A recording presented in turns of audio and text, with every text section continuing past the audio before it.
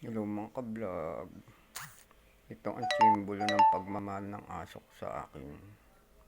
Kung hindi tsinelas ko ang ginagawa niyang higaan, itong pantalon ko, ginagawang higaan, uuna ng asong ito.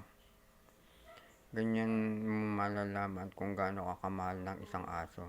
Kapag yung mga gamit mo, gusto niyang higaan o kaya tabihan. Parang siyang kumakanlong sa'yo. Kahit wala ka, feeling niya, katabi ka niya. Kahit gamit mo lang yung hinihigaan niya. Istorboy natin. Ayan, di ba? Na-istorbo na siya. Aamoy-amoy pa sa pantalon kong mabantot.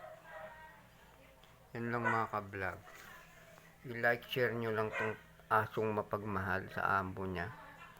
Ganyan niya lang pinapakita ang pagmamahal niya sa amo niya. Kahit sa pantalon man lang. Thank you mga ka-vlog. Thank you.